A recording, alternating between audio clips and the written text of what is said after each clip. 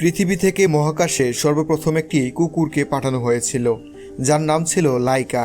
এই কুকুরটিকে 1957 সালে Soviet union পাঠিয়েছিল মহাকাশে। পরবর্তীতে কুকুরটির সাথে ঘটে মানব ইতিহাসের সবচেয়ে ভয়ঙ্কর ঘটনা। ট্রেন্ডি টাইমের এ পর্বে আমরা জানব মানুষকে রেখে কেন একটি কুকুরকেই পাঠানো হয়েছিল মহাকাশে এবং পরবর্তীতে কুকুরটির সাথে কী ঘটেছিল তার বিস্তারিত। ভিডিও শুরু করার আগে অনুরোধ থাকবে, আপনি যদি এই চ্যানেলে নতুন হন তবে সাবস্ক্রাইব করে নোটিফিকেশন অন করে দিন।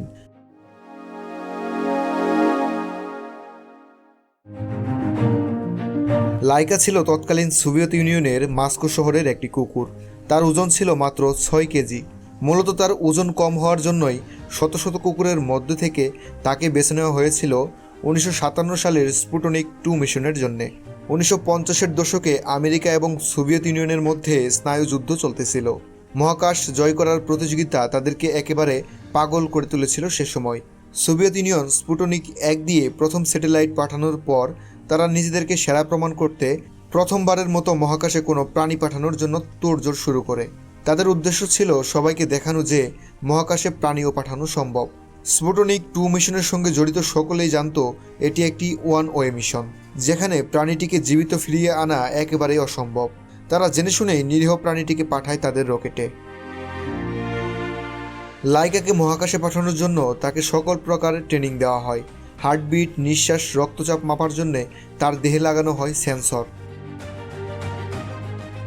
1957 সালের 3 নভেম্বর লাইকাকে সাথে নিয়েই যাত্রা শুরু করে স্পুটনিক 2। প্রথম কয়েক ঘন্টা তার হার্টবিট বাড়ে, পরে ধীরে ধীরে তা স্বাভাবিক হয়। কিন্তু সমস্যা হয় যখন কেবিনে তাপমাত্রা বেড়ে যায় 40 ডিগ্রির বেশি। অতিরিক্ত গরম, ভয় আর অক্সিজেনের ঘাটতিতে প্রচণ্ড মৃত্যু যন্ত্রণা নিয়ে ছটফট করতে করতে মারা যায় লাইকা। রকেটটি উৎক্ষেপণের 5 থেকে 7 ঘন্টার মধ্যেই মারা গিয়েছিল সে। কিন্তু তৎকালীন সোভিয়েত সরকার জানিয়েছিল লাইকা 2 থেকে 3 দিন বেঁচে ছিল।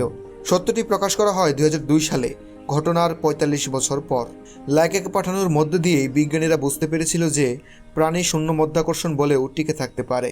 মানুষের এই পরীক্ষার জন্য প্রাণ দিতে হয়েছিল লাইকা নামক নিরীহ কুকুরটিকে। মূলত লাইকাকে পাঠানোর মধ্যে দিয়ে বিজ্ঞানীরা বুঝতে পেরেছিল মানুষকেও মহাকাশে পাঠানো সম্ভব। সর্বপ্রথম মানুষকে মহাকাশে পাঠানোর গল্প শুনতে চাইলে কমেন্টে লিখে জানান। আর নিরীহ কুকুর লাইকা সম্পর্কে আপনার কোনো মন্তব্য থাকলে কমেন্টে জানাতে পারেন।